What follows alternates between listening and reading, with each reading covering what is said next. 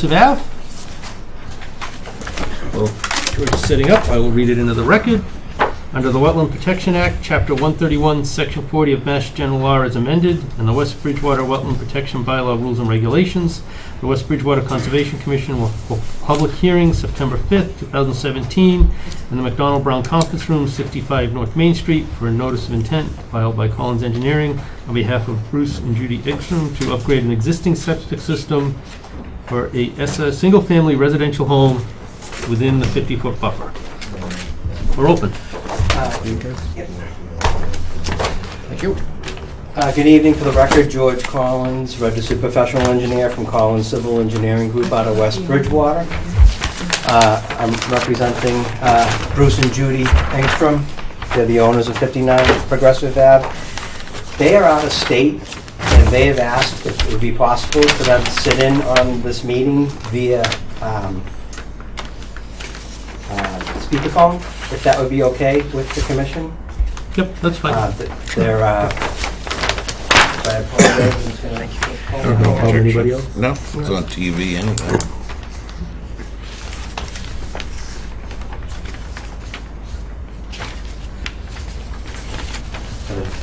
What's that show when they call for a lifeline or something? So they're like, If they could hear, that would be amazing. hi, Bruce. George, it's George. I'm at the hearing, and the commission's okay with you sitting in on the meeting by speakerphone. I'm going to put you on speaker. Okay, thank you. Can you hear us, Bruce? Hi, George. It's Bruce and Judy Engstrom. Okay, great. Bruce, I'm going to just continue with, we opened up the hearing and I introduced myself. I'm just going to go ahead with my presentation, and then we'll take it from there. So this project has been issued DEP file number SE3280730. This site is located on the west side of Progressive Ave. There's a culvert that discharges along the southerly property line, and there's water that flows through a drainage ditch from south to north. There's a bordering vegetated wetland line that I have shown on the plan, highlighted in green. That delineation was done by Brooke Monroe. The corresponding 50-foot buffer zone is in orange, and the 100-foot buffer zone is in pink. So basically, we went out there, I did a test hole up by the street, attempting to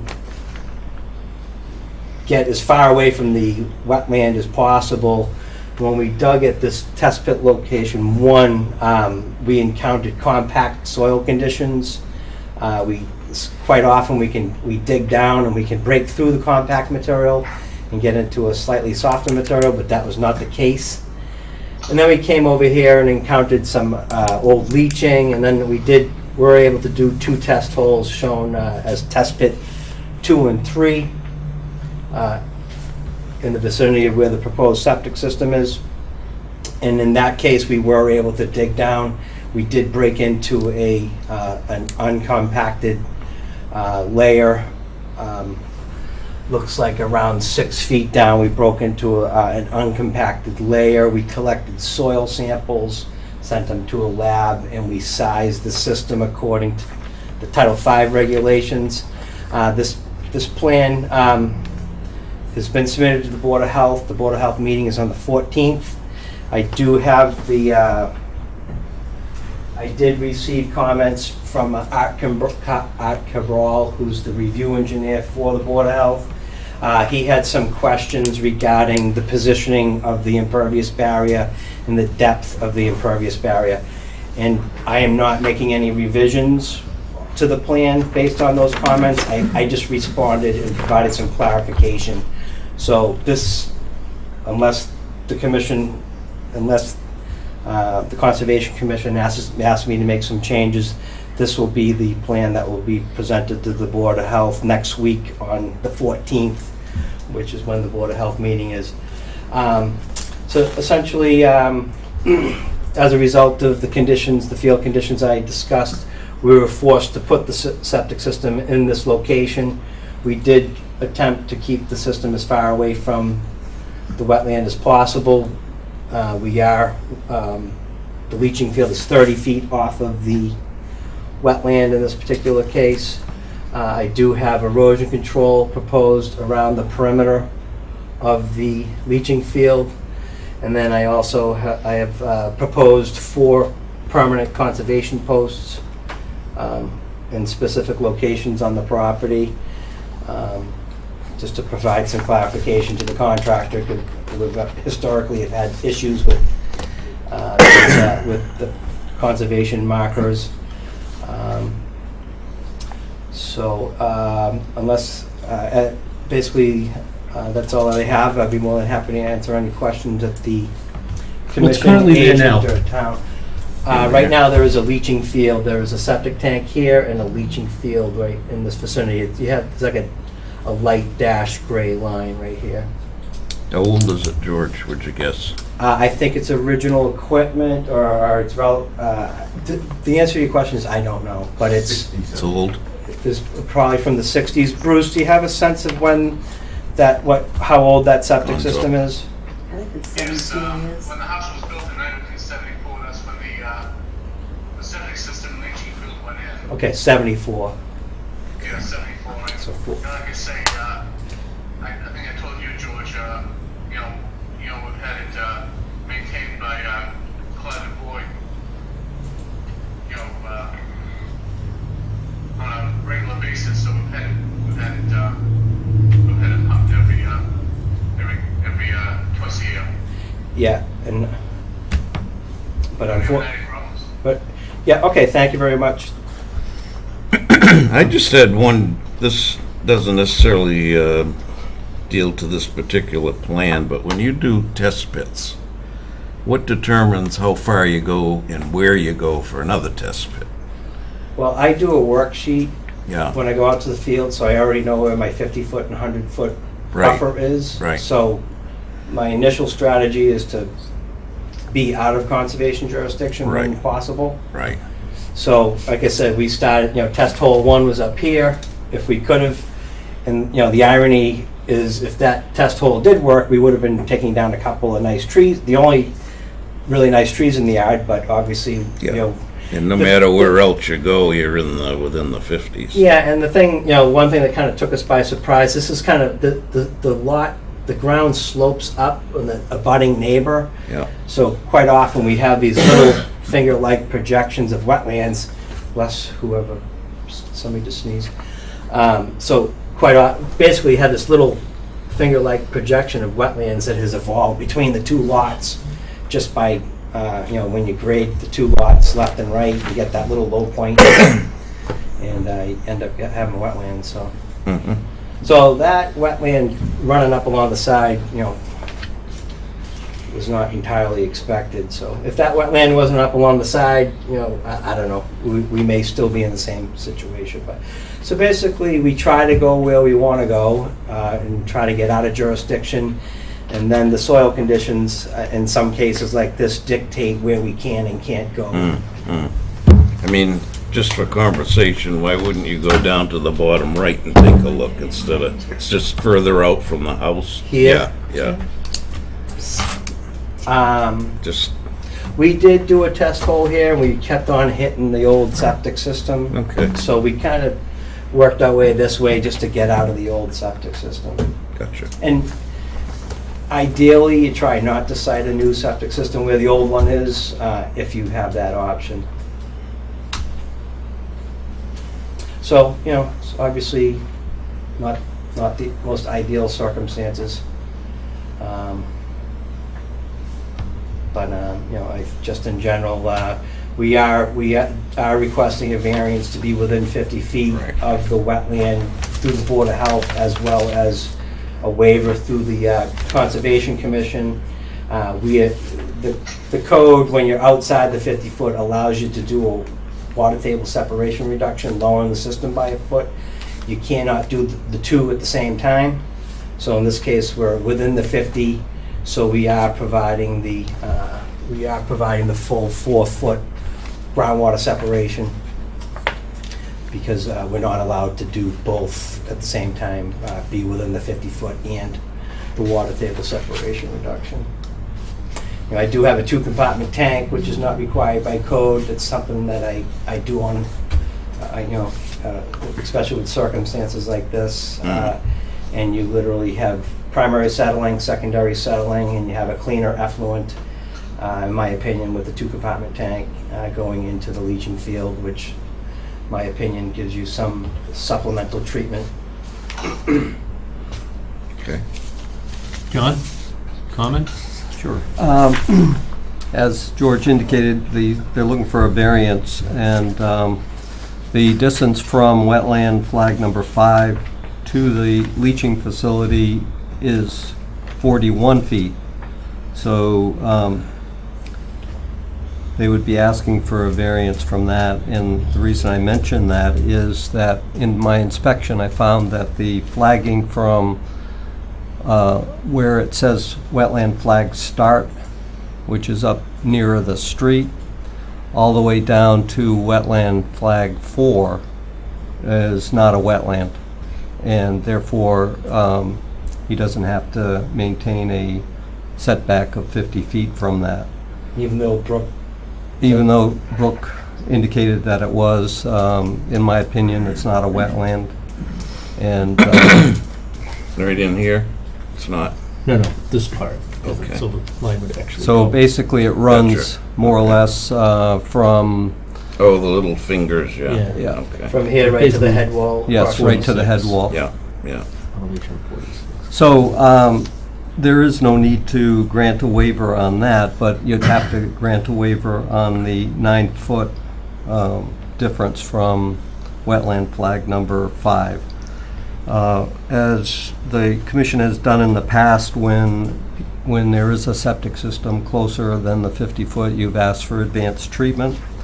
The applicant's engineers indicated that he's got a 2-compartment tank, which is really not an advanced treatment unit. It's just a better quality effluent, but it's not anywhere near what a advanced treatment system would require.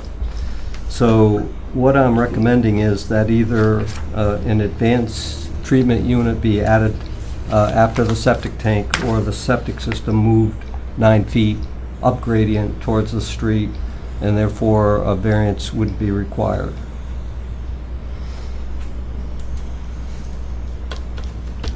Can you do that? My concern is I don't have any soil data further up the hill, and that would push the septic system outside of the, but I guess we could push it up the hill 9 feet, especially where you're not considering that area a wetland.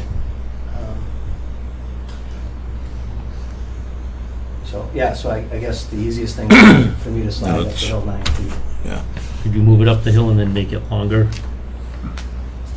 I would probably just slide up the hill 9 Right feet up, and call it quits So at there's that no point. jurisdiction then? Well, there'd still be grading that would have to be Yeah. allowed. Yeah, but- yeah, yeah. Okay.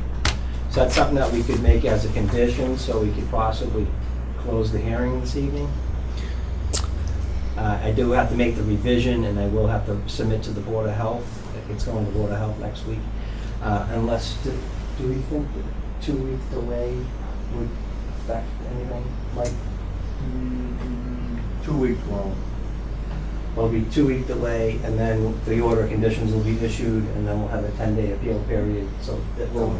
So it's about 3.5 weeks. Yeah, by the time we'd be able to break ground, you'd be about 3.5 weeks. I don't know the buyers. We have to extend the buyers out on this property. It's a cash buyer buying this house. And I know my sellers have, And I apologize, it's Michael Jeff Cundas on the Cundas, left. J. Michaels Real Estate. And I know my sellers, currently they're out of state now, but they're looking at some property in Florida. And I don't know, it's anytime you have to ask the buyer to extend beyond the contract date, if they want to do that, they can, but if they refused, we could lose the buyer on the property. So I guess back to my original question, is this something that we could condition? I can modify the plan, have John review it? Are there any abutters here? Anybody in the audience, questions, comments? Okay. So, seeing that there aren't any, the intent of this plan versus what I'm recommending is pretty much the same, although it's an improvement in terms of protecting the wetland. So I don't see anything wrong with closing the public hearing and getting a copy of the revised plan so I can refer to it in the order of conditions, special orders. And that's the only consideration that I really worry about is that if the plan changes after we close the hearing, we're referring to that specific plan. So he'll have to revise it and give me a revision date before the orders are written. So I don't have a problem with it as long as no abutters here are concerned about a plan change. And you said the consulting engineer for the Board of Health questions were answered enough that there's not going to be any major changes that will have to come back There's to. questions on why did I have the liner go around the whole perimeter versus part of it. So if anything, my approach is slightly more conservative. So I'm not anticipating any issues. All right, anybody have anything Apparently else? there's a buyer, is that right? We want to accommodate that if we Yeah. can, so. Okay. All right. I'll entertain a motion to close the hearing. Motion to close? Second. Moved and seconded, all those in favor? Aye. So moved. I will entertain a motion to issue a standard order of conditions with special conditions as noted pertaining to the plan. So moved. Second. Moved and seconded, all those in favor? Aye. So moved. Okay, so Bruce, I'm gonna hang up in a minute, but basically, the plan is approved. I have to slide the system 9 feet closer to the street, make some minor plan modifications, but other than that, and once they get that, they'll be able to prepare the paperwork. And so we're in pretty good shape here. Okay? All right, thank you very much. Have a good night. Thank you for accommodating me. Thank you for making changes. And John, I'll probably get rid of those conservation posts up that way. Oh, yes. I might as well modify the wetland line to go right to the head wall. Right, and then eliminate that post up near the street, and the other ones can remain. Okay, perfect. Thank you. Next on the agenda, we have 32 Merritt Street. All right. And the applicant here, so I will read that into the record.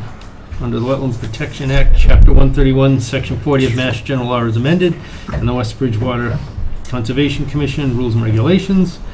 The Conservation Commission will hold a public hearing September 5th, 2017, in the McDonald Brown Conference Room, 65 North Main Street, for a notice of intent filed by Collins Civil Engineering Group on behalf of James Metron to upgrade a septic system within 100 feet of a wetland at 32 Merritt Street where open. And I'll take the cards if you have them.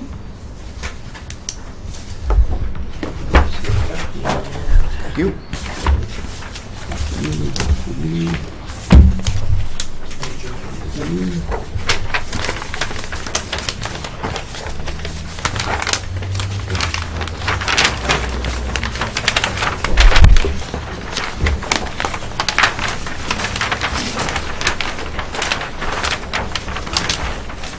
George, before you go too far, I have a note from Kitty that because of the enterprise ad fees have changed, there's an extra $26.44. Okay. Do on this I can one. write you a check tonight. Figured I would let you know there'll be a few of those tonight on a couple of them. Okay. Would you like to Go ahead, proceed? you're up. All right, for the record, George Collins. Come on, you hide. For the record, George Collins from Collins Civil Engineering Group, out of West Bridgewater. I'm representing James Menton for a septic upgrade at 32 Merritt Street.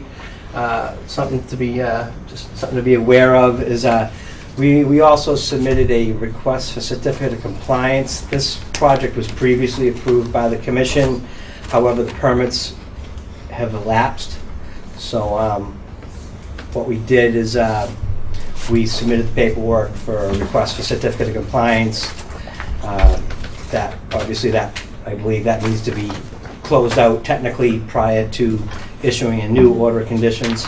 So basically, what we did is we had the wetland line redelineated by Brook Monroe.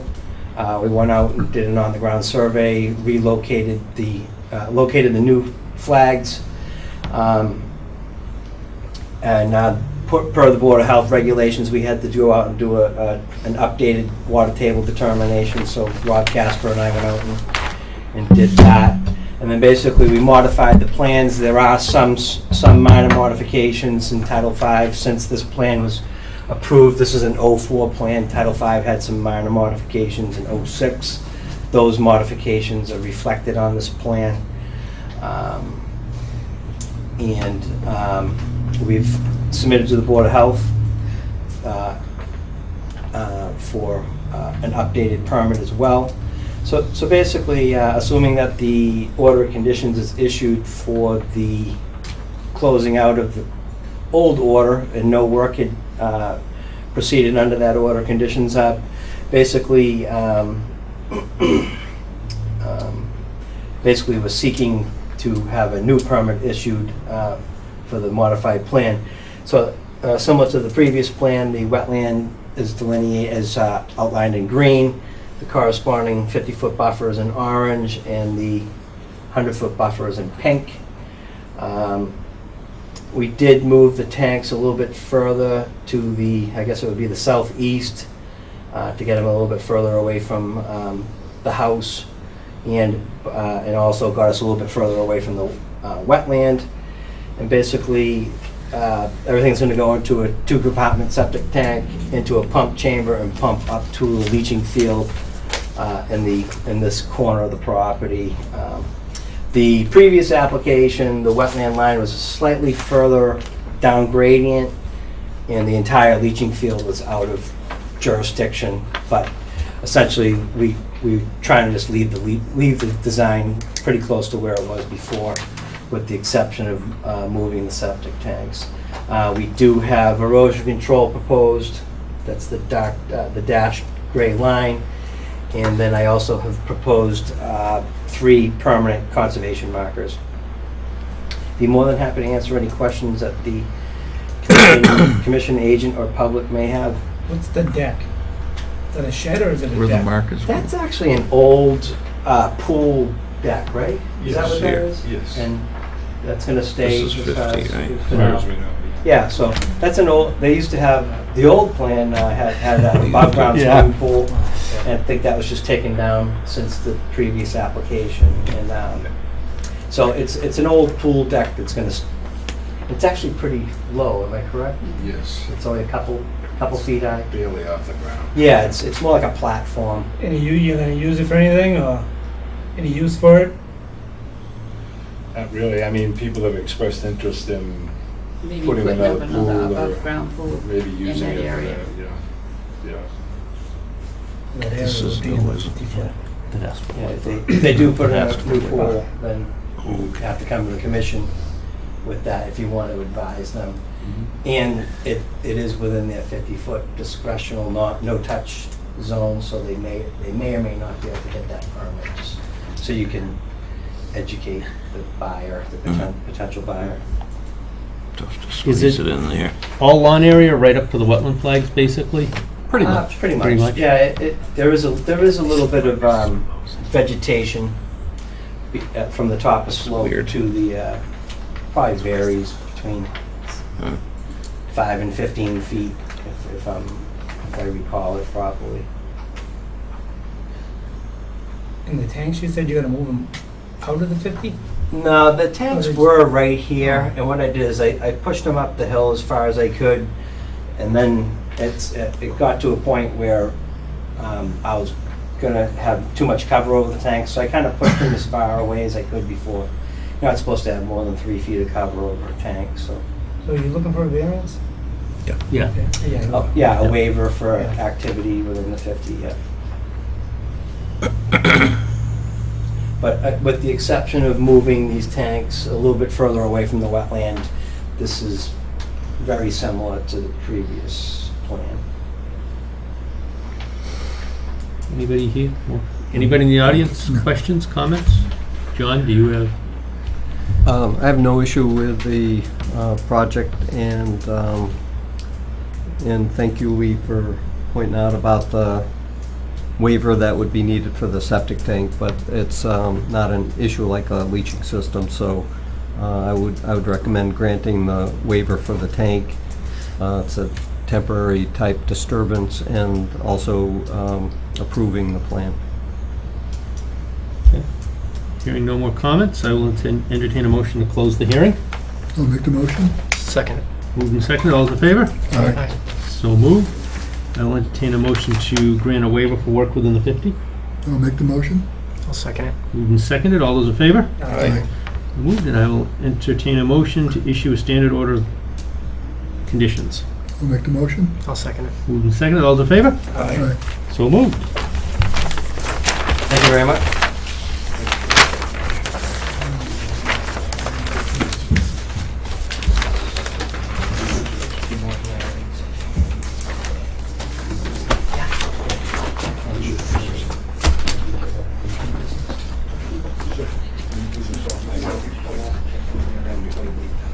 Next, we have Old West Street.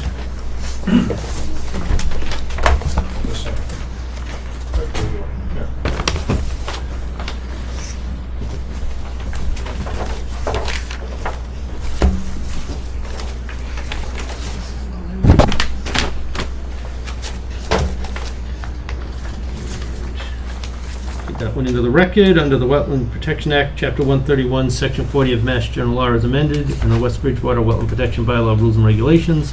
The West Bridgewater Conservation Commission will hold a public hearing for a notice of a new one. That's the old one. We'll hold a public hearing September 5th, 2017 in the McDonald Brown Conference Room, 65 North Main Street, for a request to amend an order of conditions, DEP file SE 328-678, filed by Silva Engineering and Associates on behalf of Sorrenta LLC for revisions to a solar array within 100 foot of the wetland at the rear of West Street, map 36, Pluralman. Larry Silva from Silva Engineering Associates, offices at 1615 Bedford Street, Bridgewater. This project was originally permitted. These are the plans that were for that, it was for solar development. This is Old West Street.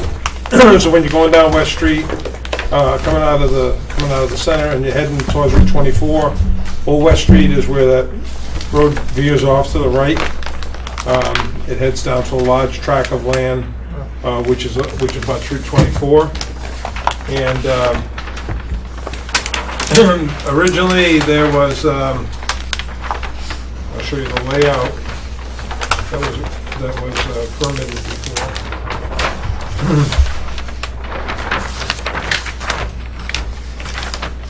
So it was permitted here, so that they're kind of like in the same area where we're showing, except that we're now showing, and I'll show you on our layout, is going a little bit further up, but we're not going across that paved area towards the other wetlands that were on the other side of the roadway that was there. So these are the set of plans. All of this, other than the layout, will basically remain the same. There's a couple of issues that we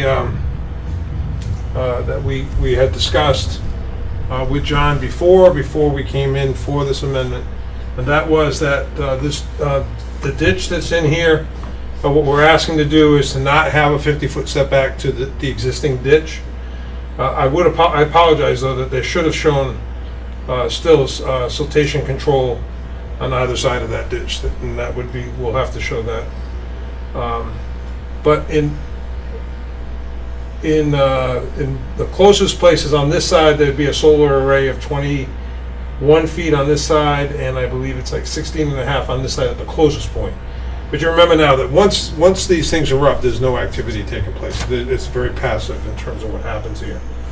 All of the features are the same as what was before, but what we're asking for is if the commission obliges to do this here, what we're also looking to also do is to make a change in here, which would provide for a 30-foot easement along that paved area that's there, and then a 50-foot easement coming across to get access to the town of West Bridgewater land that's in the back there. So, that would be somewhat of a benefit to the town. There's also, I guess, in that area there too is the old rail bed and stuff, if there's anything that's going to take place along there. All the same features as before, having drainage collection trenches and so forth, taking the water down, and what we've done is just extended the same kind of controls that were there in order to encapsulate the same area that was shown, the same scheme as that was before. As you can see over here, there's no panels shown in this area here, but there was still some removal of there in order to make sure that there's enough visibility for the panels that are there. But that's the only reason why there's no panels planned for this area right in here. So pretty much it's to allow for us to have that current order conditions amended to apply to these changes. Planning board has already indicated that they're okay with it, that it was a minor modification to the original layout that they looked at, and they were fine with it. So, any questions that you might have? Once the panels go up, you said there won't be any activity. There's really not much activity at all. What happens Is there going to be any kind of maintenance? The maintenance is minimal. Lawn mowing or anything like that? Pickup truck goes in there once a month or so. If there's any particular issue with a panel or something that he has to But check. nothing with the But grass? it's nothing like there's real activity to take. They are using grass under the panels. Yes, Okay. everything stays the same. So that doesn't get mowed? Just only if it got up to the, Panels. only up to the panel So level. then there will be activity right around the ditch. If that does happen. If that happens in here, there would be activity just in cutting the grass in that area there. Yeah. So I don't know if you want this to be a permanent kind of protection around that ditch or not. I don't know if that makes sense or not. But it's really only going to be just to cut it on those, probably at most a couple times a year, I would say. Is it more of a ditch or a swale? It's a ditch. It's basically there's an existing drain system in the roadway. That was put in as part of this here, and it just takes it out that way. And so that's the conveyancing system to get it down to the wetlands. Where does the easement begin, Larry? The easement for the access to the town land? Yeah, Well, it starts as a 30-foot easement right along the roadway itself. Then it bends in here to become a 50-foot, just to give you more flexibility as to Yeah, where we you might get want to to go in Yeah. here, over to tie West into the Street town of goes. West Bridgewater land, up in that area. yeah, I was just wondering if, From West Street or Old West Street, it continues from where you start out. Yes. Yeah, because so it goes all that's the way back Old here. West Street right This goes all the way there? back No, to tie okay. into what the layout is. All right, okay, I got So it's you. a 30-foot along that stretch. I got you. Anybody else have questions? No. Anybody in the audience? Comments? John? I have looked at that ditch a couple of times to see whether there's really any significant buffer to it, and it's just, it's a ditch that, really is just wet in the bottom of it. And so, the buffer itself is just brush and weeds and low brush, not even really great brush. So I think the offer to have an easement through there mitigates that concern about having a 50-foot buffer around that ditch. And so I think it's a good plan. It makes good use of the property and provides the town a service of getting into its land for conservation work.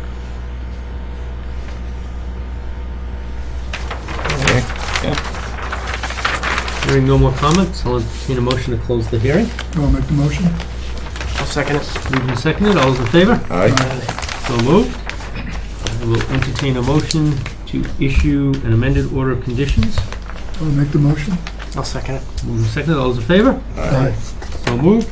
And Larry, I also have to let you know, there is an additional 2644. George has his checkbook with him. Oh, okay.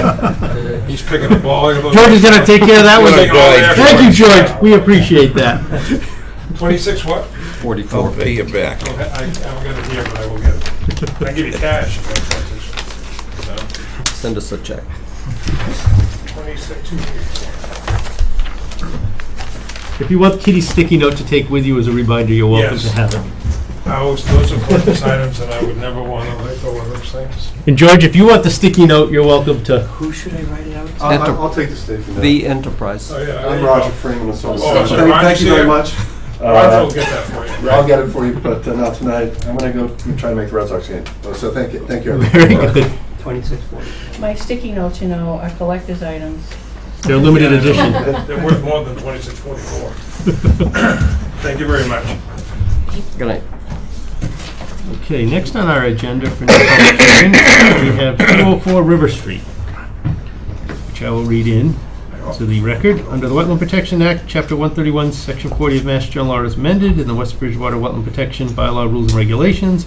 The West Bridgewater Conservation Commission will hold a public hearing September 5th, 2017 in the McDonald Brown Conference Room, 65 North Main Street, for a request for applicability filed by the West Bridgewater Conservation Commission for the removal of a mobile home and 2 sheds within 20 feet of the riverfront on the town river at 204 River Street. So this is Would you like? a hearing for us, Yes. so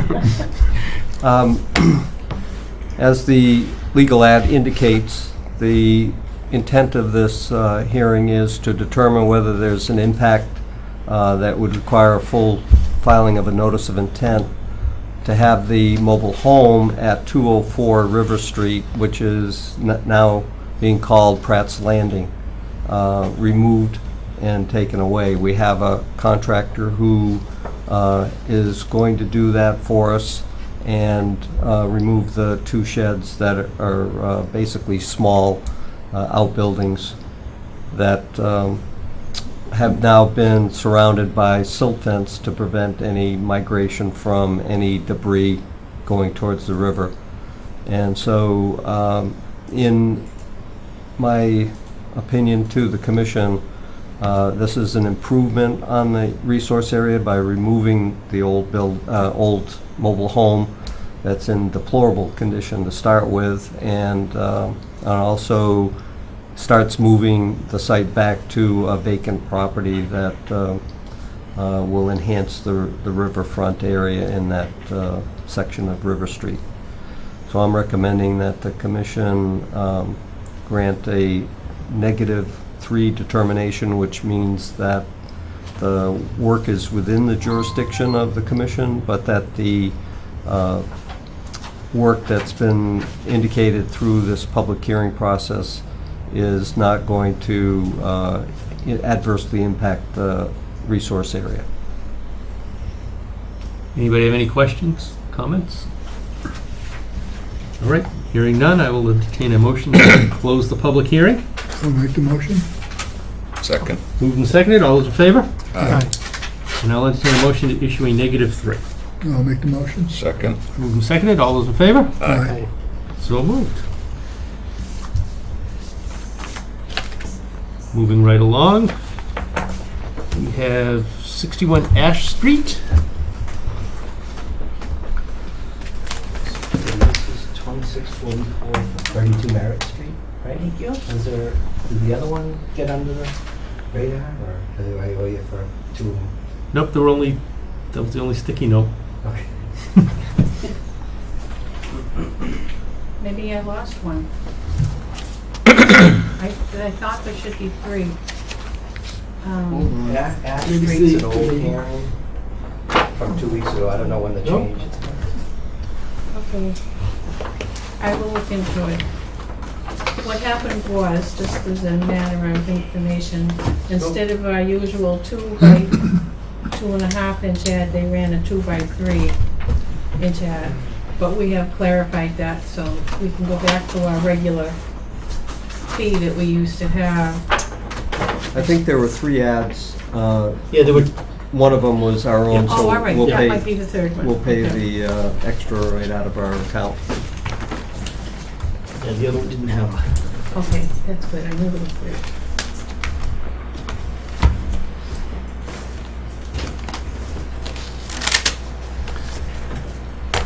Okay, we're open. Again, for the record, George Collins. This is a continued hearing from 2 weeks ago or 3 weeks ago for a septic upgrade at 61 Ash Street. A member of my staff was in attendance at the time, so please excuse my ignorance if there's a few things that are that I either say twice or whatever the case might be. Basically, this is septic upgrade. The property is located on the southwest side of Ash Street. It's an existing 6-bedroom house. And basically what we did is we went out to the property and did a couple of test holes, test hole 1 and 2. And like I had mentioned previously, we always try to stay out of the 50-foot buffer zone whenever possible. And what we did is there was a couple of feet of sandy material, but then we got into a compact silt loam, and we were not able to get out of that compact silt loam. Similar, like the previous project, we were able to get through the dense material and eventually get into some more suitable soil. So, just wanted to show you this. This is not an official document. I just wanted to show you, based on the soil results that we came up with, this is the leaching area that we came up with. You can see the leaching area, and this is to the same scale. This is the leaching area that we were going to need for that side, for between the bedroom count, the high bedroom count, which adds to the design flow, obviously, and the poor soil conditions. This was going to be a pressure dose system. This was going to be about a $80,000 or $90,000 septic system. So we decided to go back out and do some more exploring. So we contacted Rob Casper, the health agent, asked me if we can go out and see if we could come up with anything that would work slightly better. So what we did is we dug 3 additional test holes, and test pit A and B, we did encounter enough soil in the sandy soil. You need 4 feet of naturally occurring pervious material. So there's slightly more sand in the back of the property than there is, at test pit 1 and 2. So we were able to make this work and have the 4 feet of naturally occurring pervious material. And then we were able to design off of the sand versus the compact silt loam. So that is why the leaching field is dramatically small. The leaching field is literally about 75% smaller than by designing with the compact silt loam. So if you had to do it that way, where would you put it? This way? If you had to do that one. This is the design. Yeah, It would be right up to the pool. It would be. I mean, it would be a significant amount of, Under the pool. Yeah, like I said, this would be a $80,000 or a $90,000 septic system. how old is the house? Sure. Well, it was an old house. We did the addition many years ago. This is Sheila Ashram. She's the. When you did the addition, did you put a garage on too? No, So the garage was pre-existing? The garage has been there? the garage down back, yeah. Yeah. Okay. So anyways, so we were able to come up with a much more reasonable design. This system, including permits, is around $43,000. That's between the engineering permits and construction costs. So we were able to lower the construction cost by about $50,000 by not going with this particular configuration. And then it's my understanding that unbeknownst to me, I've been working in West Bridgewater for about 15 years, but it appears that if the I don't know if it's, to the best of my knowledge, it's not a written policy, but the way you've been handling this is if you are within the 50 foot, you're looking for advanced treatment. Well, number one, just, again, I do a lot of work in town, my office is in town. This completely took me by surprise because I am not aware of any official or unofficial policy that the commission has. This was brought to my attention at the last meeting.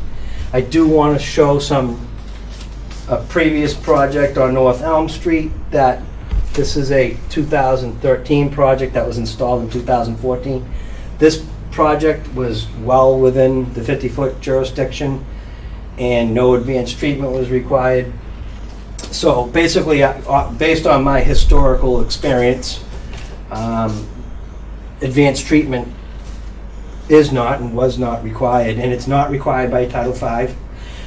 This is an email that I sent to John last week. I found out after the fact that I guess he was on vacation, so I don't know whether he had any time to digest it. But basically, if you don't mind, I'd like to just read this into the record. Basically, dear John, this email is in response to your request for advanced treatment for the septic upgrade at the reference property. My Board of Health approved plan, this plan is approved by the Board of Health, design does propose a 2-compartment tank which provides secondary settling, resulting in a substantially better wastewater quality exiting from the tank rather than a single compartment tank. A 2-compartment tank is not required for a single-family home, and this design feature provides substantial amount of supplemental treatment without a high cost. And obviously, so it's a few $100s for a additional dollars for a 2-compartment tank. It should be noted that the site is not located in a Zone 2 drinking water protection district. It is not located in an area of critical environmental concern. It is not located in any natural heritage jurisdiction. Other projects in West Bridgewater resulting in septic systems within the 50-foot wetland buffer have not historically been required to provide advanced treatment. 82 North Elm Street, which is the project that I showed you before. And again, this is just based off of my experience. The cost for installation of advanced treatment systems start around $8,000 and also require permanent operation and maintenance costs. The Board of Health has approved the plan, and I am respectfully requesting the Conservation Commission does the same without adding a substantial amount of additional cost to the homeowner to absorb. My position on this subject is the same. I'm sorry, I was actually getting ready for a discussion on 59 Progressive Ave. This is a very wet town. People have these houses that were built years and years and years ago, and we're trying to Repair a failed system. achieve maximum feasible compliance within the confines of Title V. And so anyways, and then I discussed this with Sheila. I hope you don't mind saying, her and her husband recently divorced. She's living at home on a fixed income. Disability. She's on disability. She has kids living in the house, and this is a substantial financial burden to her. And in my opinion, it's bad engineering if you propose something that is not required by code, and it would be irresponsible for me to agree with this. Going forward with this one, I was more inclined after seeing the site plan to go with John's recommendation, only because you're looking at a 6-bedroom home that covers a large portion. You have a lot of paved area, pool, deck, porch, a garage within the 50-foot. There's not a lot of area that's undeveloped, that's not protectable under our bylaw. And looking where it's located so close to the wetland, I was looking to protect as much of it as we could. I know it's a tight spot, and I know you're trying to save as much money as you can. You've already saved a considerable amount by redesigning it. No, it's gonna be about, 4 feet out of the ground? Yeah, approximately 4 feet out of the ground. Now, I no longer have that 28-foot round pool with the 60-foot deck around it. No, That's the So- whole thing this so if way. you would have moved it forward It would be less. towards the pool area, That would put us in the unsuitable test pit area.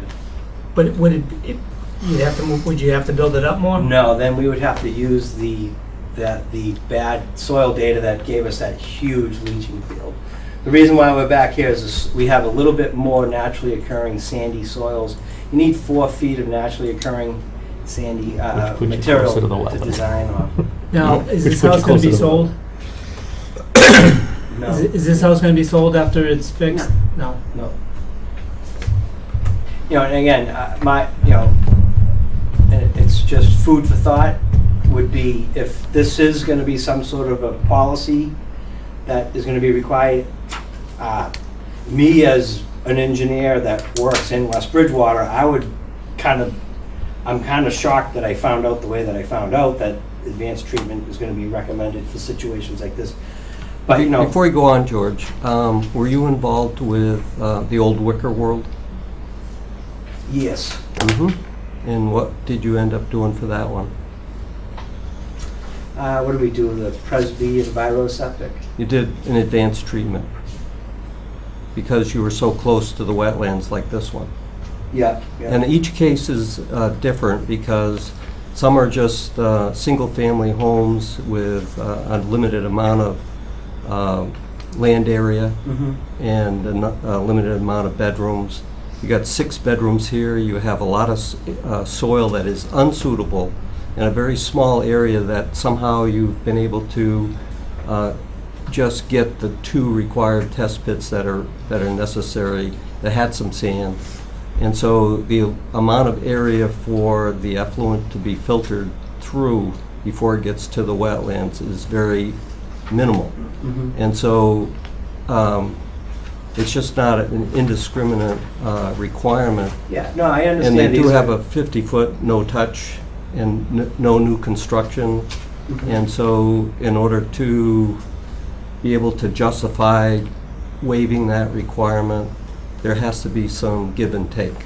So in this particular case, since you're so close to the wetland, the recommendation that I made to them was that you needed advanced treatment. And Title V does require your septic systems to be 50 feet away from wetlands. Mhm. Yep, and like I said, under an upgrade situation like this, if you're outside the 50-foot buffer, you can request a water table separation reduction, which you cannot do concurrently. So in this particular case, we do have a full 5-foot water table separation, because that has been considered in Title V. So basically, I understand why you're requiring it, why you're requesting us to provide that. Even the Presby Enviroseptic, they do typically add some cost to the system, and they do require annual operation and maintenance costs. But, this meets Title V, and basically, we're respectfully requesting that we allow this particular situation. My client is on a fixed income, the house is not for sale. And West Bridgewater is just a very wet town, as we know, and, and if I didn't come back and try to, it would be irresponsible of me not to plead my case, just from the, engineering economics perspective. So our options are, we look at adding the advanced system, or we move it out of the 50-foot. And move it up. I mean, Well, if you Could move it go up, in here. if you Right. move it up, then we'll have to do the huge leaching field. And could you ask the Board of Health for a waiver on the size of that septic system if you moved it up into that area where the soils weren't as sandy as what you have in this particular spot? I'm sorry, so ask them for a waiver for area reduction? Of the area. I mean, we're already taking the area credit from the infiltrator product, the 40% area credit. Right. And then you do kind of get to a point where I just want to make sure the thing isn't undersized. So, I mean, that is an option. So I think it was pointed out at the last meeting that they've already reduced the size of the required system even with the sandy soil. down from what is normally required by Title V, down to 40%? A 40% reduction. 40% reduction. So again, it's an undersized system for the 6 bedrooms in a very compacted area, tightly. Developed site. It's not undersized. It's sized according to DEP approved products. That particular product allows a 40% area reduction. You know, again, we're just. Which, I know you're trying to control costs, that appears to Yeah, be if the this big driver. was, if this was a $15,000 septic system and we're gonna add a couple of grand to it, it's one thing, but this thing is already ridiculously expensive. It's approximately $35,000 plus permits. It's a 6-bedroom house. That's Yeah. a big house. It's actually. I mean, it needs to be a it's actually big really system. 5 I mean, bedrooms. Yeah, it's actually 5 bedrooms, really but we 5 went by bedrooms. room count. We had 12 rooms in the house and Title V requires, Closets in all of them, or closets are not required by Title No. V. not Yeah. bought?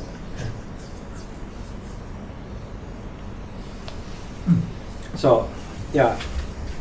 So I don't know if you have anything else that you'd want to add up. You know, like I said, ultimately trying to do what makes sense from a code perspective.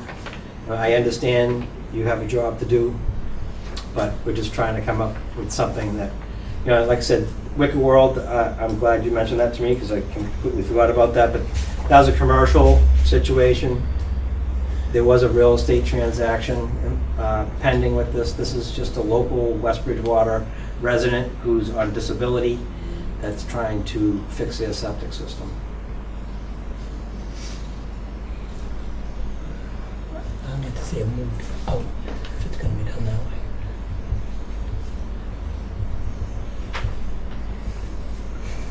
So I mean, it's basically, just,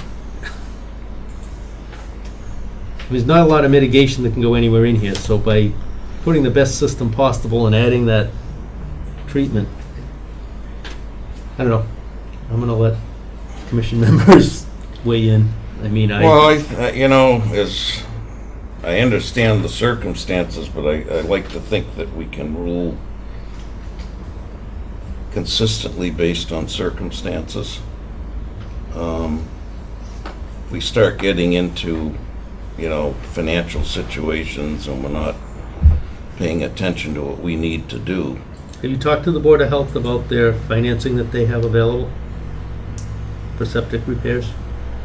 There is a state slush Loan fund, program. loan program that is low interest or zero interest that they have access to. Yeah, I mean, I'm It might- going through a divorce, and I don't have any other income other than my disability. Pretty much the only two people who are gonna end up living in the house is me and my youngest son, who's mentally ill at this time. So really, the only income I have is that.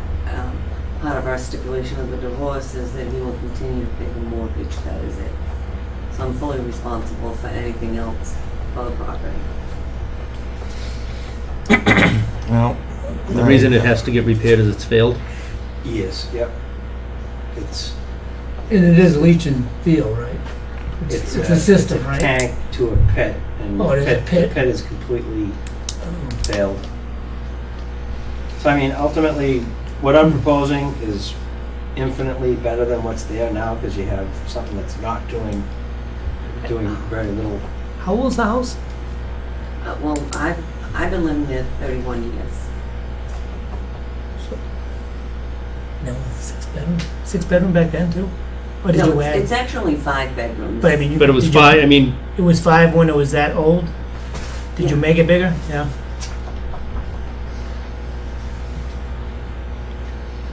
So basically, in my opinion, we have two directions to go here. Would be move it. No, I don't. If we move it, we're gonna have to size it based on that ridiculously large leaching field. I mean, unless I got a waiver for naturally occurring material beneath the system, but I just feel it'll work in this corner, and I'm a little bit concerned about pushing it. So, my opinion, the two options here would be for the commission to allow it the way that it's presented, or I could come back with a Presby Enviroseptic which is recognized as secondary treatment. But that will drive up cost. Not as much as an active treatment system, but it will drive up cost, and those do require an annual operation and maintenance contract. So, again, it does come down to cost and environmental protection, but we are working within the 50-foot buffer zone. It is all a previously disturbed lawn area. So again, it's like, we're not, if the thing wasn't so expensive to begin with, then, if this was a $12,000 or $13,000 septic system, we were gonna add a couple $1,000s to it, but yeah, I believe the price that came in was like $35,000, and, this might add a couple thousand to it, you go with the Presby EnviroSeptic. The Presby EnviroSeptic also results in the system being approximately half a foot higher, because of the depth You of familiar with the, that? actually, Yeah, they will. They'll do the job. it's probably closer to a foot higher than what I'm proposing. So again, it comes down That's to what I about, personally I would vote in that direction, the secondary treatment. Because I know, circumstances aside, that if I saw this in another situation, I'd want the same thing. Because even though the size is, what happens if something happens to this one, because it just, for some reason, it's not big enough, even though you say it's just the right size, and something happens to it, you have to dig it all up and put it in a bigger system, or, yeah, it would be. I mean, there's no guarantees, but if you put a, I'm also Better. thinking that there's two people using this, so this is gonna be fine for two people, but Yeah. what I happens in understand that. 7 or 8 years when Yeah. it The becomes house gets 6? sold, yeah. Right, and yeah. now we're back here having to do an emergency repair for a system that should have lasted or been 30 years. doing better because I we mean, didn't. we have a 5-foot water table separation reduction, and DEP has published data showing the treatment that occurs with a 5-foot water table separation, and it's substantial. We're just, again, this all comes down to economics at this point, and a balance between you doing your job and me doing my job, and then ultimately my client is going to have to live with the outcome. Yeah, but that system be adequate Oh, if it was. I mean, Yeah, I would, Thinking, Presby, yeah. yeah. The Presby EnviroSeptic. Otherwise, if we rule based on the financial factors, the next person that comes along. is Everybody gonna has a say that hardship. Everyone's gonna, and we understand that, but because septic systems cost a lot of money. But I And they don't have wanna, to I go don't when they wanna have to get go. into that. Yeah, I mean, Yeah, it's already going in the 50 foot. I mean, yeah. It's gonna be able to Is it- run. it's almost all. I just want to point out that DEP has a requirement for, as George says, the 5-foot water table separation when you have a sandy soil. And that's to provide proper filtration through that 5-foot strata below the system. It doesn't completely treat the effluent, so their idea of having DEP's requirement of having 50 feet between the system and the wetlands is to further filter it, that the Before- 5-foot doesn't completely cover it before it gets into the wetland. And so between the two of them, and it's required by Title V to have that 50-foot, and quite routinely, Board of Health will waive that requirement because they're not as concerned with wetlands as Right. they are with the public health and trying to get an upgraded system. So I'm just pointing out that you do have a major concern with protecting the groundwater and the wetlands. I disagree. This is not in a water protection district. This is not in natural heritage. This is not in an area of critical environmental concern. So I disagree. How far away is it from the I'll river? I'll just point out that in Title V, the 50-foot setback and the 5-foot water table separation doesn't even take into consideration whether it's in a groundwater protection district or area of environmental critical concern, any of those things. It's just a standard setback requirement and separation distance for the protection of the groundwater and the wetlands. But the board should take into consideration whether it is or isn't in these areas. If it was in a water protection district, I would say a higher level of scrutiny would be warranted. Where does that standard come from, George? Me, It's not in my Title V. professional opinion. Okay. Yeah, I get 2,800. but how far away is it from the river? In that area? I mean, Several hundred, the river's hundreds of feet away to the. We also know from previous hearings that it's a very wet area and there's a lot of water traveling in a lot of places in that location. Yeah, so, I mean, ultimately, if, you know, it's your call, whether you want us to spend extra money on building the system. And if we were in an area of critical environmental concern, if we were in a Zone 2 drinking water protection district, if there were supplemental environmental concerns here, I would be in complete agreement. But just, you know, just to, Again, I'll point out there is no of those footnotes that go with the 50-foot setback in Title V. It has nothing to do with yeah, that. no, but, you know, there's nothing in Title V that says that you can't allow this. You're imposing.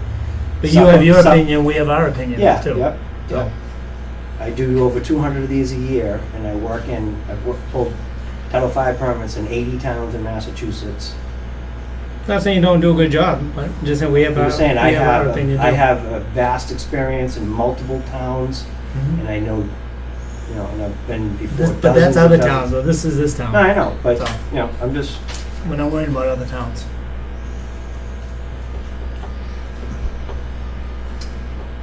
so at this point, I would either request Oh, yeah. that this is approved as is, or I would request a continuance.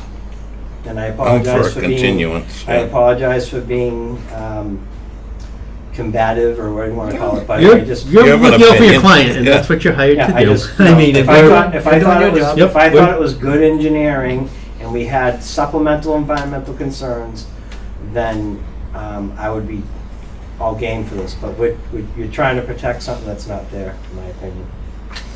The wetlands are there?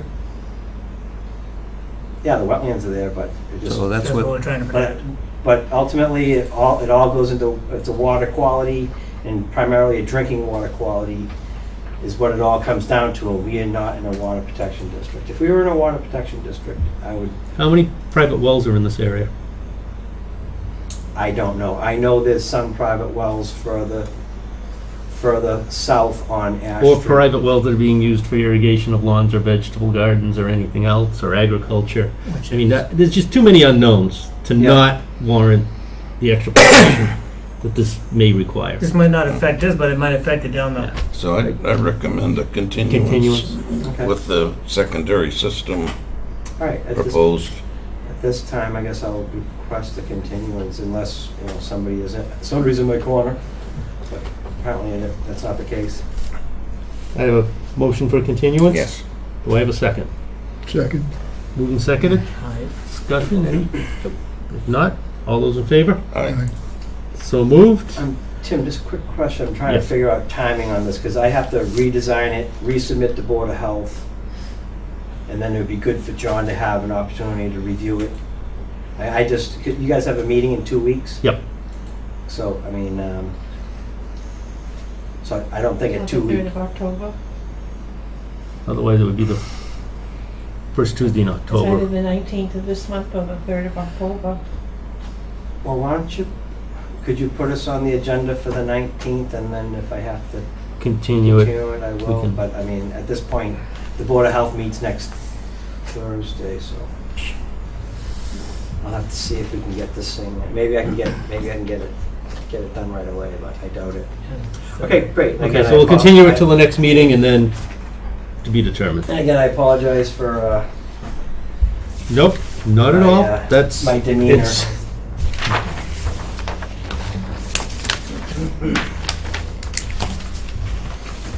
Right, so we continue to the, 2 weeks.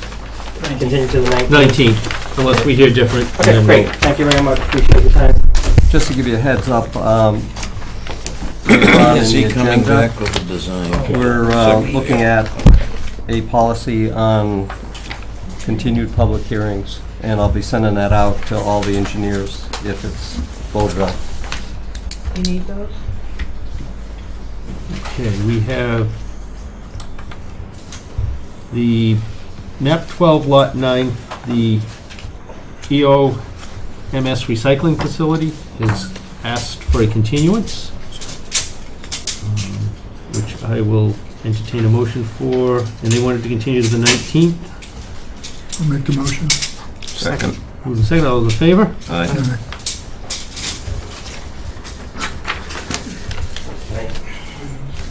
Good night. We have 5 Manley Street. And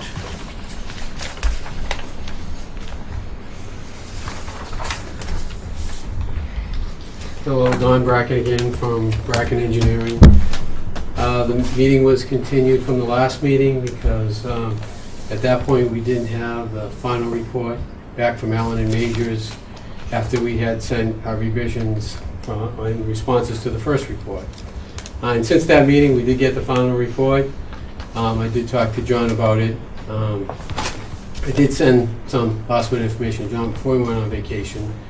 I only had a few days to get that to him after I reviewed the report and went through some of the issues. It looks like, and John can correct me if I'm wrong, we addressed all the issues. There are some minor issues still to be resolved. A couple of issues that will require a final plan change that we think are minor. They asked for access covers over the leaching systems. We showed them on the detail sheet, but we didn't show them on the plan view. We've already done that. That was a simple fix. Another thing that they asked for was some additional survey grades down in this area right here to make sure that this runoff was going to continue into the basin that we had planned over in this area, which this is the updated plans. We haven't officially submitted the final set, but we did find that those spot grades do in fact confirm what we believed in the beginning. And then the only other outstanding issue had something to do with the drainage calculations. The runoff curve number that was used in the hydrology calculations. We had a difference of opinion on the existing conditions where it was all disturbed at one time. In the wooded area specifically, they were recommending that we use a less of a runoff for the wooded areas, but in reality, when you look at the wooded areas, and John was there with me too, it's mainly saplings, very little canopy. So in our opinion, there was a higher runoff in those wooded areas than what they were recommending. But, you know, either way, I think, I don't think by changing the numbers, we'd have to change all the reports and everything else, and we really didn't think that was warranted. I don't think it would really affect the project. I think it was just a small item. And I don't know, talking with John, if he feels comfortable reviewing the remaining items, or if it's gonna go back, either way, you know, we're fine. We'd obviously like to see the hearing get closed and any conditions on the final plans be approved. Thank you. Yeah, that pretty much sums up my report that you and I have discussed it, satisfied with the answers, and any additional things we can put in the order of conditions that will address these minor things. So I'm recommending closing the public hearing and issuing us order of conditions. Anybody have any questions? The 21 days is because we want to see the final. Yeah. Okay. So moved. Hearing none, I will entertain a motion to close the public hearing. So moved. Second. Moved and seconded, all those in favor? Aye.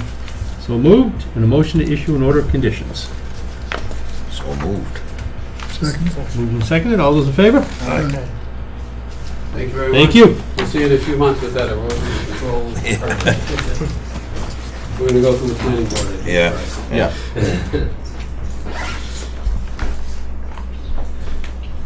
All right, we have 0 Belmont Street.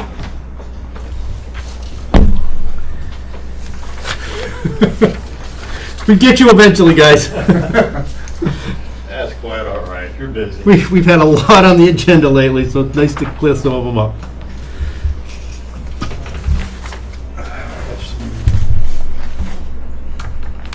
Oh, thank you. This is for the record, I'm Frank Rivlin Land Surveyors out of Easton, Mass. And the owner of the property, Mr. William Adams, is here with us this evening also. This was submitted to you quite some time ago for an ANRAD.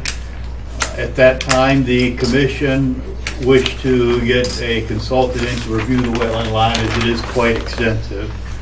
BSC was retained. That was back during the actually early winter months. BSC did not feel that it was appropriate to review the wetland lines until all the vegetation came out in the spring, all the herbal growth came out, so we did wait for that.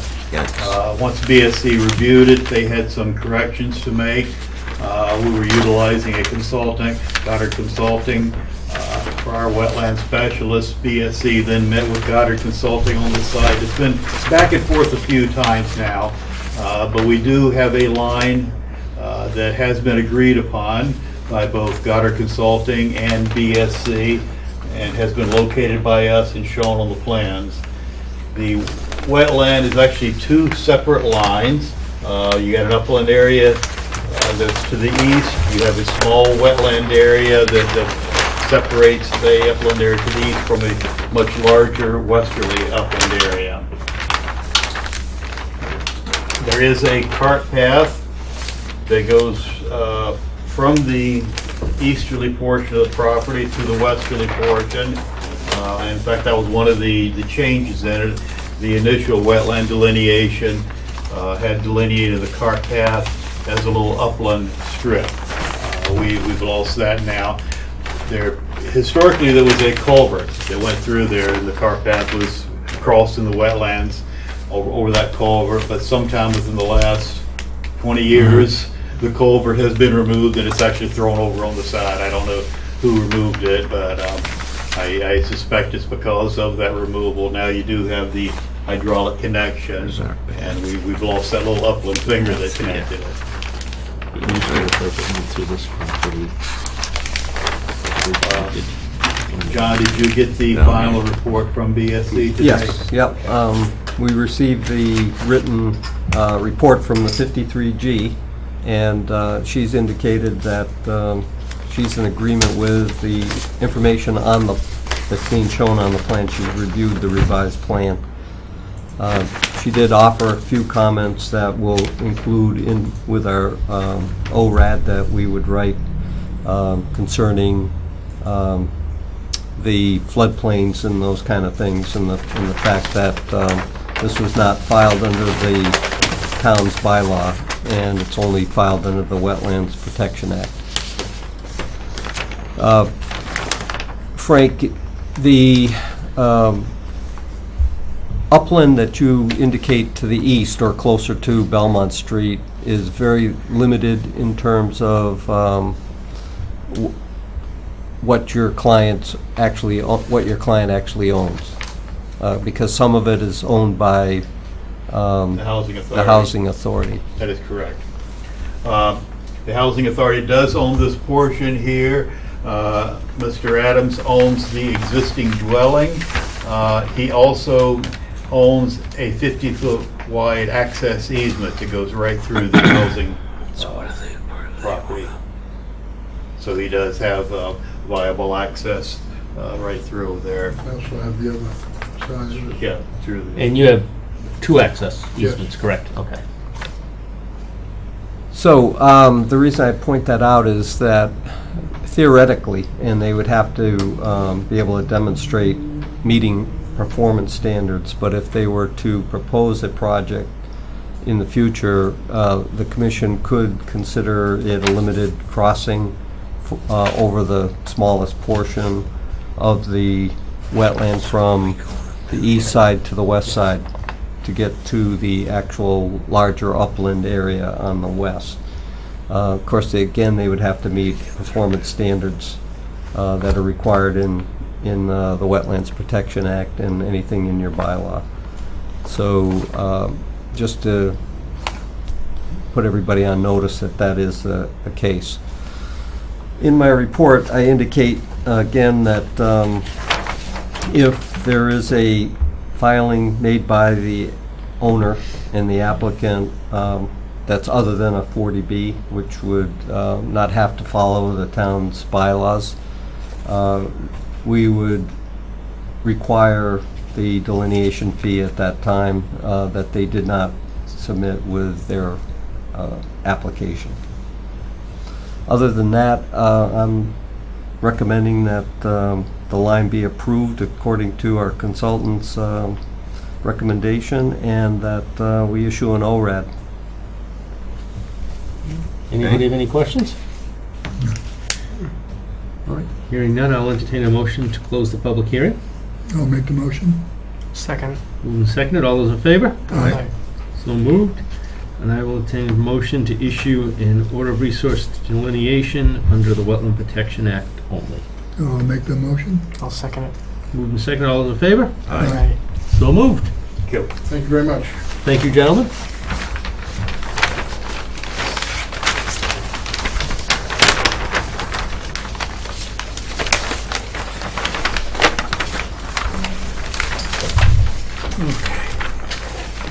And Lamppost Estates. I assume that's a continuance.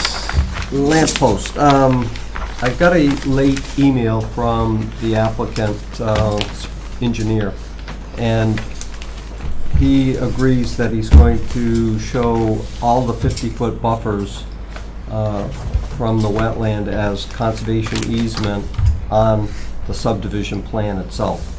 So that'll be recorded as a conservation easement for the subdivision rather than waiting for the individual lots. He would, because I was on vacation last week and I sent that information to him today, he was not able to get the plans showing that conservation easement on the Mylars. He assures me that he can do that so that if the commission were to close the public hearing tonight, he would make sure he gets me those Mylars with the conservation easement shown on the subdivision plans, and then we can issue the order of conditions within 21 days.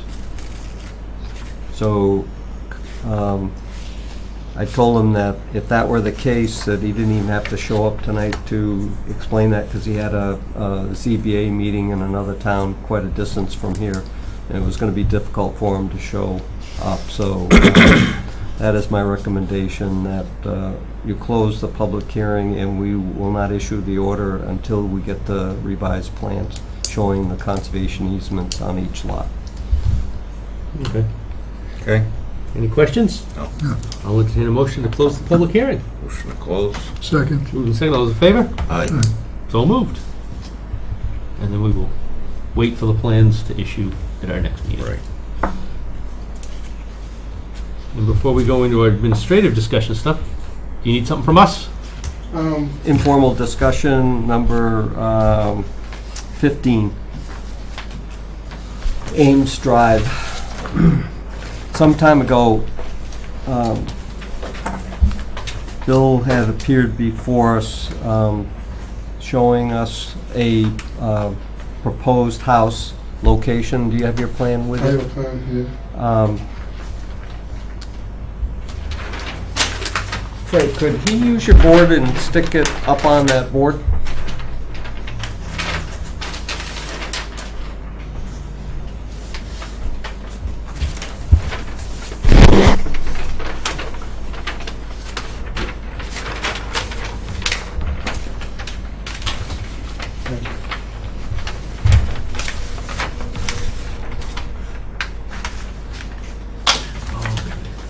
This is the one way in the back, I got it, okay. 50 foot. Yep, now I remember.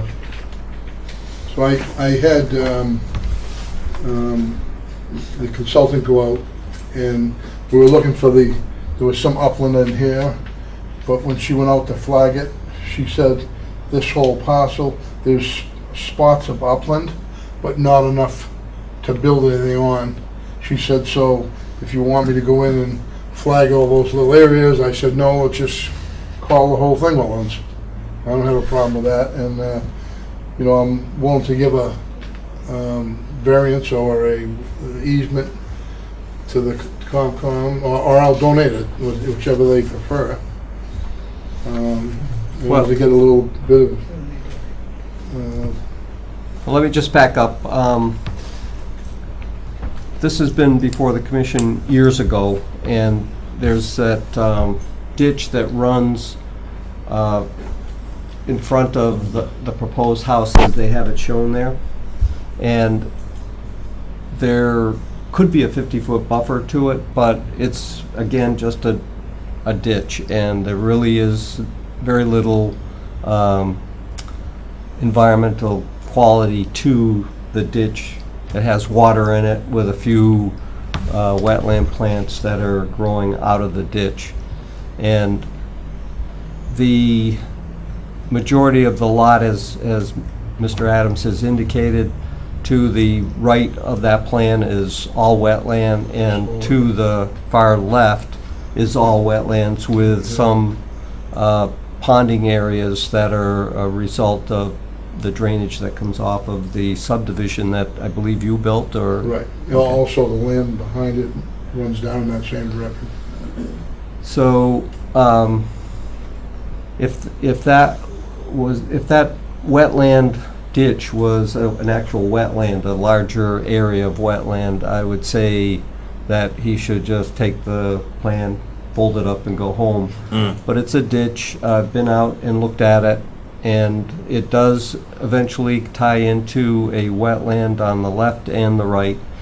And my thought was, in order to be fair in his use of the land, that the commission could possibly allow in the front of the house, which would be between the ditch and the house itself, the use of it as a yard, and tie up portions on the right side and left side of the house that are outside the 50-foot buffer as a permanent easement, and yet still allow him to have a usable yard in front of the house, and somewhat limited on each side of the house and to the rear, and let him get some economic value out of the property, because there are uplands on it. It just seems that to restrict the area along that ditch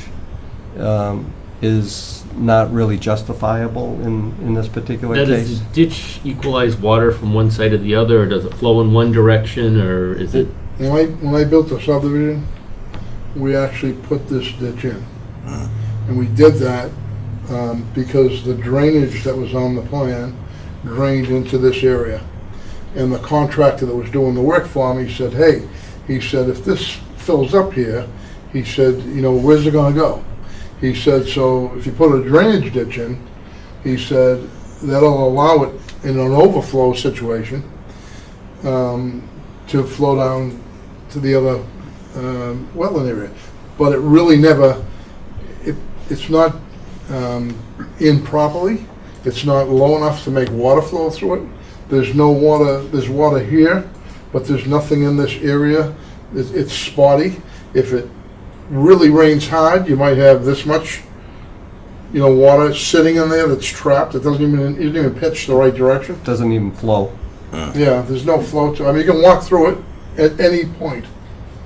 So you're looking to go over it, or I'm looking to go over it, go over it and just leave it? and I'm the way looking it for is some underneath? consideration here, because that area from here to here, if we call that wetlands, that You line, lose your you 50. can't do anything there. So you put a pipe underneath? Oh, yeah. Make a that'd be- call. Yeah, we'll put a pipe on the road, whatever's required, and, Yeah, you know,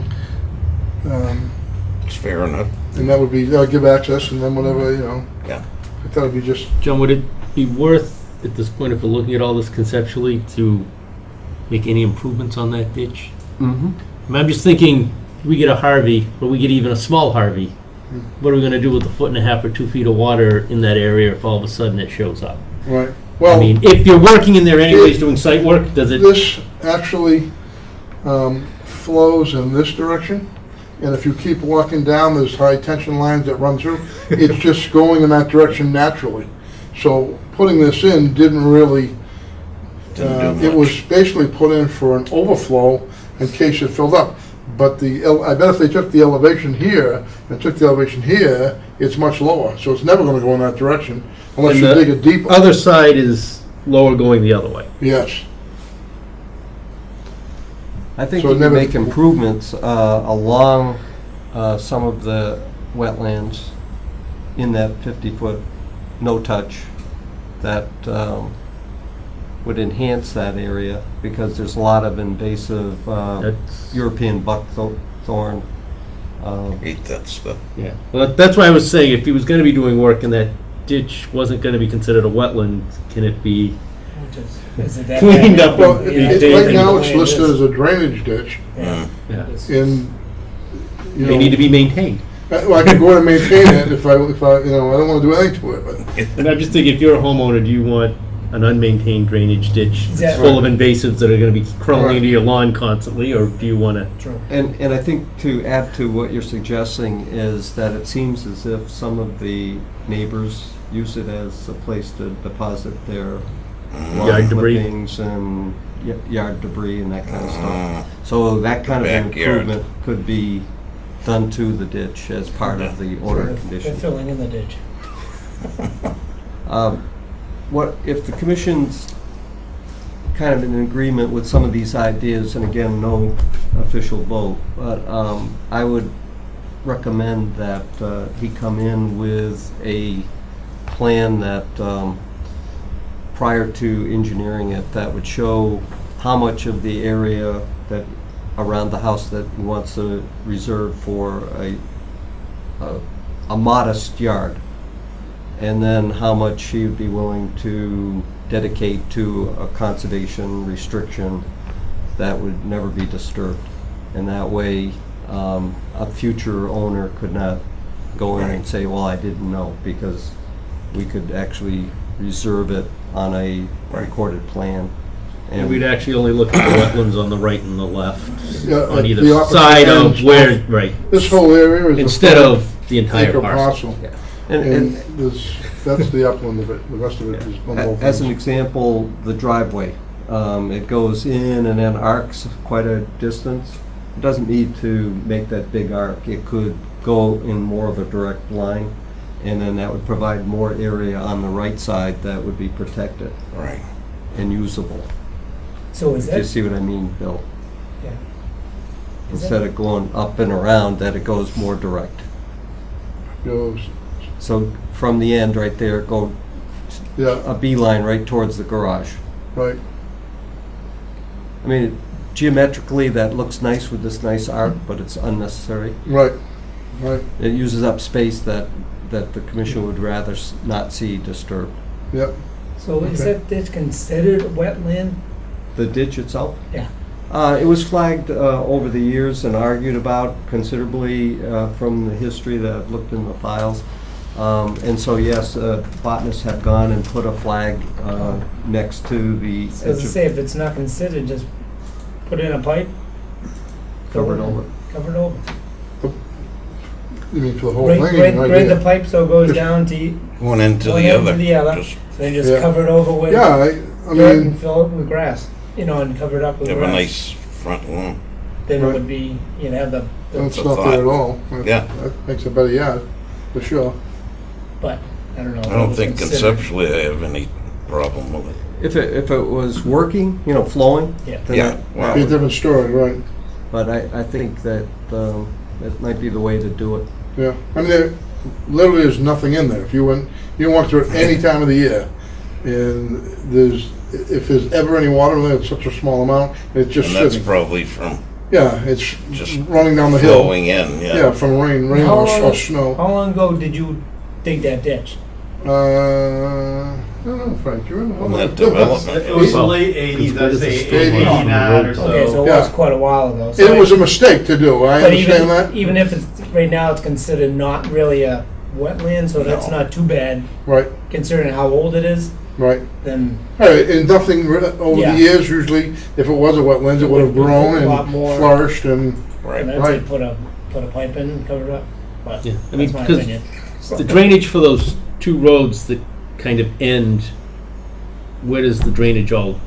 well, drain to? this road here, the drainage goes right here, Yeah, and there's a lot here, yeah, and it empties right on that lot. yeah. And on the other On the side. other end, there's coming no in- drain there. This whole thing comes from the town of West Bridgewater. There's a drain up here on South Street that comes through in between a couple of these houses and dumps here.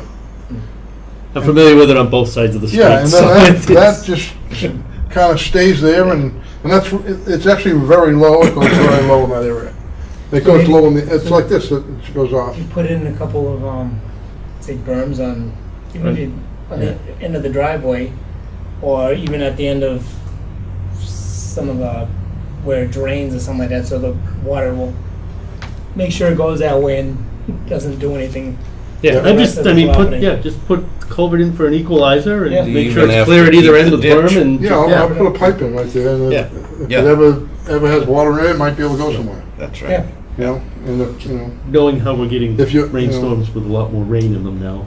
Yeah. I mean, it would have the opportunity But being to considered equalize if it needed to. in the 80s it was done, and then to now, and it's still like, Right. It's nothing really. Right, just, we've had plenty of big storms yeah. in those Yeah. years, so.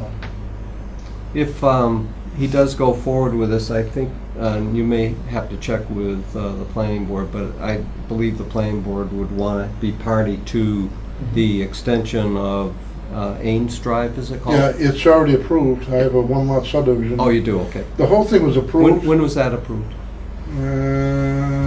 Probably 2005, maybe. They may want to update Yeah. that, but it is I have that part of the plan. planning board's jurisdiction as well. Hmm.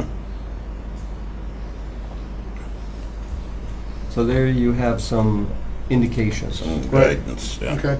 That enough to make you wanna go forward and I just want, I've had so answer your long, questions? and I'm just paying taxes on it. Yeah, I just want to sell it and build a house for somebody and go on, you know, off go you on my go. way. There you go. Thank you very much. You're welcome. Thank you, Frank, for letting us borrow your cardboard. Thank you, Frank.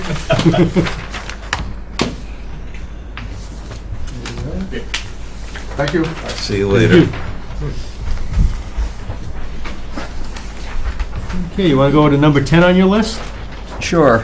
Certificate of compliance for 183 Scotland Street. This is a project that's been around for quite a while, and it's just realized that they had never gotten their certificate, so I found that all of the documents in the site is worthy of getting issued a certificate of compliance without a bond. All right, I'll entertain a motion to issue certificate of compliance. So move. Second. Moving second, all those in favor? Aye. It's done. Number 11 is another certificate of compliance. That is for 27 Progressive Ave. This is the third owner of that site since the order was originally issued. And they discovered, unfortunately, that it had never gotten issued, and so they're asking for a certificate. And this has been around for a while as well, so I'm recommending that you issue a certificate without a bond. I'll entertain a motion. So move. Second. Moving second, all those in favor? Aye. It's nice to get some house cleaning done. Yeah. And And for number 12. 32 Oh, yeah. Merritt, George mentioned this earlier, that the project never got built, and so I'm recommending issuing a certificate indicating that the file is, what do I say here? Never completed the project. Right. I'll entertain a motion to issue a certificate of compliance that indicates the project was never completed. I'll make the motion. Second. Moving second, all those in favor? Aye.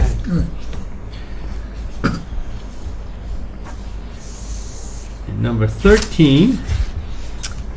This is the electronic filing policy that we discussed a few meetings back, and I did up a written policy and recommended that the commission review it and add any comments that you might want. And I think Kitty added the actual copy of it to the report for the evening.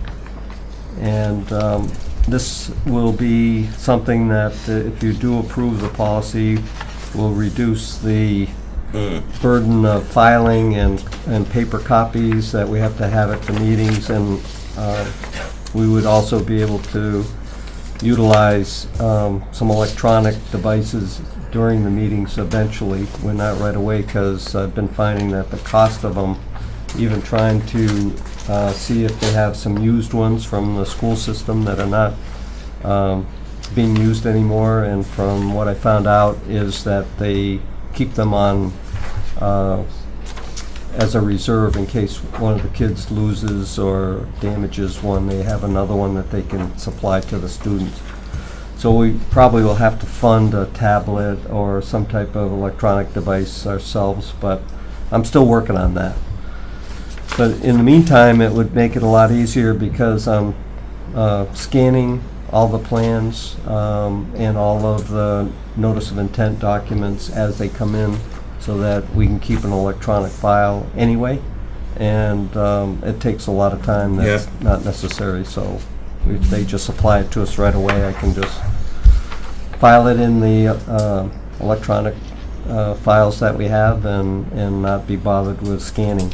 How do you get that moving, so that just got to get the word out, or? I would send out an email to each of the engineers that do regular business with us and say that it's a policy as of this date, and then also put it on the website so that anybody that's out of town that doesn't normally come in Perfect. would be able to see it as a requirement. And it would be the same thing for the continued public hearing policy that we discussed, that they would have to have it in a week before we put in our agenda on file with the town clerk. And that way, if we see that it hasn't come in, we can show the town clerk that it's on our agenda only to continue it to the next meeting, and any of the abutters who are interested would say, I don't have to go.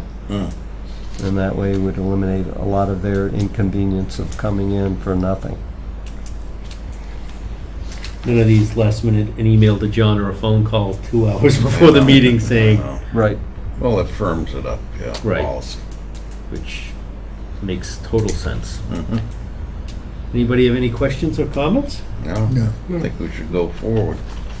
Hearing none, I will entertain a motion to adopt both the electronic copy filing policy and the continued public hearing and public hearing policy. I'll make that motion.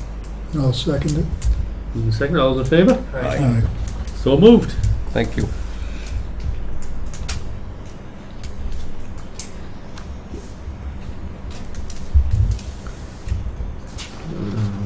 Okay. And I think the remaining items are just signature pages for an order of conditions that we approved and Already. closed the hearing at 403 Pleasant Street. Yep. The determination of applicability for our project on 204 River Street, Pratt's Landing, and the 3 certificate of compliances. And what we're signing, John, question on planning board minutes that we just got. I noticed there was a change of ownership and use for component building. Yes. With our new stormwater bylaw, do we have to look at any of this, considering what the use is going to be used for? I'm thinking the water usage and disbursement may considerably go up. And where's this water that they're going to be needing to change the use of this facility going? That's a good point. The first glance at the application showed that they weren't really doing anything with the building itself and expanding it, so it's all inside. However, if they do have drainage that will come out of the building as a result of watering plants, if that's what they're going to be doing, we may need to deal with that, so I'll have to look into it. For those of you that don't know or haven't read it, a distribution company for florist and plant material is planning on making that a distribution center or Home Where's- Depot for the Northeast. Where's the property? Component Park or Industries, it's Over in The one between with the Howard big Street Chris and Cross's place, over behind Turner Steel. behind Turner Steel. The one Oh, with the that big big flagpole. building, Those okay, factory okay, ones. yeah. The one with the big... Home big- Depot with wants the to big make it a flag. distribution And they center. special plan Their for it. supplier that does their Truck handling. traffic. Yeah, which would increase truck traffic and everything else there, but when I saw the plant part of it, I know how much water that Yeah. could potentially use. Yeah. And where does it go? I mean, From what I. if it's all interior, they're gonna have to recycle it some way. Sure. Everything is Sure. gonna be on the inside, So I thought, so. So they may have some plan for the excess water that will accumulate, let's say, on the It's gonna have to go floors. somewhere, whether it's a new drainage system Yeah. inside or Back drainage door. to go outside, I mean, Back door. right, which, then where does it go? And that's under our stormwater So we bylaw may, potentially. So, I we mean, may have to send them a letter and say that you will have to file it. just throwing it out there to see. I Yeah. didn't, Yeah. I don't know how an interior one of these things operates. I don't either. Knowing that It's a when I saw warehouse, florist right? stuff, I mean, Home Depot really doesn't sell a lot of florist material. No, maybe for special plans. I mean, if they're selling plant material, and I thought it was grown special Yeah. plans. so, I'll look into it then. okay. And I think that's all, unless anybody has something else. Oh, I just want to mention that Sunday, the 10th, is Park Day. Yeah.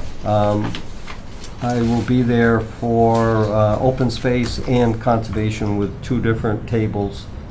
Our new banner for conservation will be on one table, and there will be people from the open space committee that will be at the other table. So feel free to stop by and say hello. That easement that we looked at tonight, does that connects to town land? Is that anything we would use? Does it connect to anything? Oh, for along that solar array Yeah, thing? yeah. Just to be able to get out there, right? There's a place that people will be able to pull off of West Street and onto Old West Street and Right. park. And to walk. And take a walk up through. The solar array will have a security fence around it, so, Yeah. and all that will be off the road, so they can go right up this old, or an existing paved roadway, and then up through the easement onto land that we haven't been able to get to because it's I been mean, landlocked. is it any good or? It's conservation land, so at least people can get out. Some upland in there, and the state land, I think, abuts the backside of it Yeah. also, which is kind of landlocked, so you Yeah. can then get into fish and wildlife Yeah, property. Yeah. So before, in order to get to it, we had to kind of trespass over this property that's owned by Mr. Spadia. Okay. That's where the array is going to be. Right. He's leasing it to Solventerra, the people that were here tonight. Yeah. So rather than trespassing, which, So the easement's coming from Spadia? yes. Yeah. Perfect. So I think it's a good benefit to the Yeah. town to be able to get to land now that we couldn't get to before. There's a couple other parcels in town that we need to do that with as well. So we'll keep those on the list. Yeah. Motion to adjourn? Do I have a second? Second. All those in favor?